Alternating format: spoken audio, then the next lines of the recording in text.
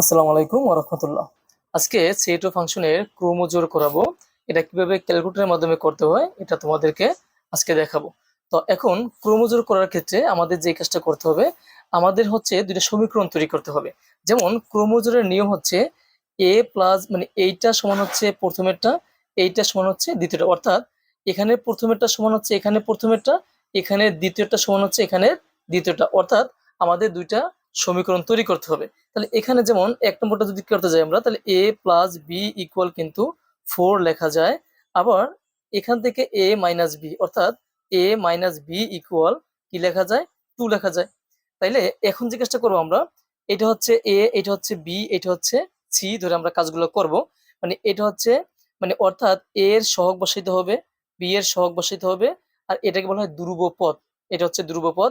ঠিক সেম এখানে আবার a এর সহগ বসাইতে হবে, বি এর সহগ বসাইতে হবে, এবং এটা হচ্ছে সি হচ্ছে ধ্রুব পদ। মানে অর্থাৎ A B C, A B C. তাহলে আমরা এখন ক্যালকুলেটরের মাধ্যমে দেখবো কিভাবে করা যায়। প্রথমে যে কাজটা আমরা এখানে করব, তা এখানে প্রথমে কিভাবে করব, আমরা প্রথমে মুডে ক্লিক করব। মুডে ক্লিক করার পরে দেখবো যে আমাদের ই কিউ এন কোথায় আছে। এটা 5 নম্বরে, এই 5 নম্বরে ক্লিক করব। 5 নম্বরে ক্লিক করার পরে আমাদের যেহেতু এ বি সি দরকার, দেখো প্রথমে কিন্তু a n x plus b n y equal কিন্তু সি এন আছে। অর্থাৎ আমরা এখানে ওয়ানে ক্লিক করব। ওয়ানে ক্লিক করে আমাদের একটা ফাংশন চলে আসছে। এখন যে কাজটা করব, এখানে কি বলছিলাম যে এ প্লাস মানে এটা এ, এটা বি, আর এটা হচ্ছে সি, অর্থাৎ এর সহগ। এখন দেখো তো এর পাশে কি আছে, যেহেতু এর পাশে কিচ্ছু নাই, তাহলে আমরা এটাকে 1 দিব। 1 দিলাম, একটা সমান দিলাম। তাহলে বি, বি এর সহগ কত, বি এর সহগ হচ্ছে 1, এখানে 1 লিখলাম, সমান দিলাম। এখন এই যে সি, তাহলে সি কত হবে, সি হচ্ছে 4, এখানে 4 লিখলাম, লেখার পরে সমান দিব আবার।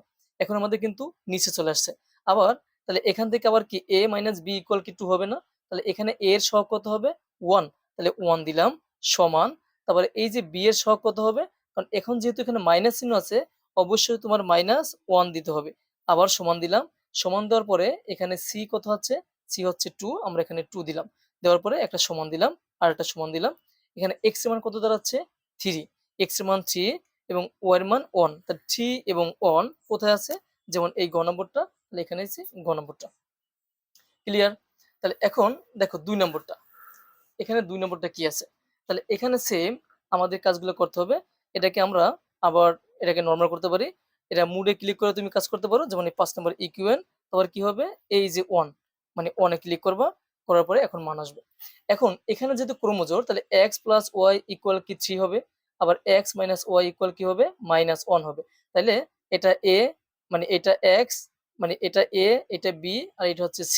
আবার এটা a, এটা b, এটা হচ্ছে c। তাহলে এখন এই যে x মানে এর সহগ কত হবে, তাহলে এখানে তাহলে 1, এখানে 1 সমান। এই যে y এর সহগ কত হবে 1, এই যে 1 দিলাম, সমান।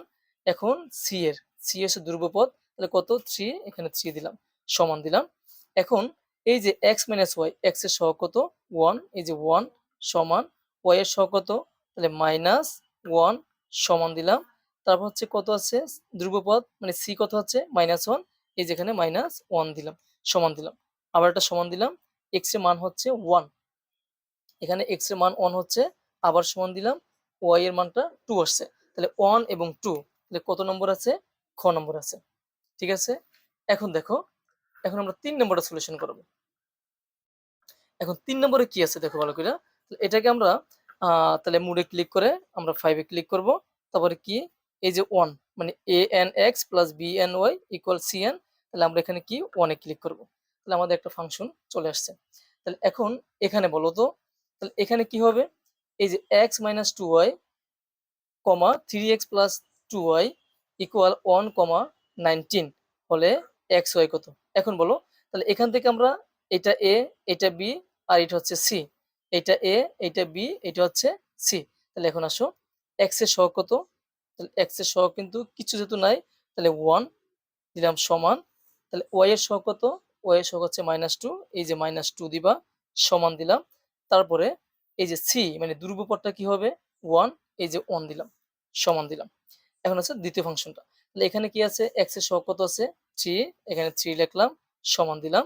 y এর সহগ কত আছে +2, প্লাস না দিলেও চলবে, তাহলে শুধু 2 দিলাম, সমান দিলাম। এখন c, তাহলে c কত, c হচ্ছে 19, এই যে এখানে 19 দিলাম, তাহলে সমান দিলাম, আর এটা সমান দিলাম। এক্স কত আসছে, তাহলে এখানে আমাদের এক্স আসছে হচ্ছে কত 5, আবার সমান দিলাম, এখানে ওয়াই আসছে 2, অর্থাৎ 5 এবং 2, 5 এবং 2।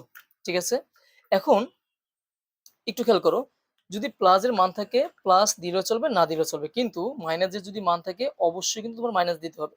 এখন তুমি ইচ্ছে করে এটাকে রিসেট করতে পারো, মানে এটাকে তুমি কি করতে পারো, নর্মাল মোডটা করতে পারো। অর্থাৎ কিভাবে করতে পারো তুমি, যেমন এই শিফটে ক্লিক করে তুমি মনে করো যে 9 দিলা, তারপর হচ্ছে 3 দিলা, তারপর হচ্ছে সমান দিয়া এসিতে চাপ দিলে আমাদের এটা রিসেট হয়ে গেল। ক্লিয়ার?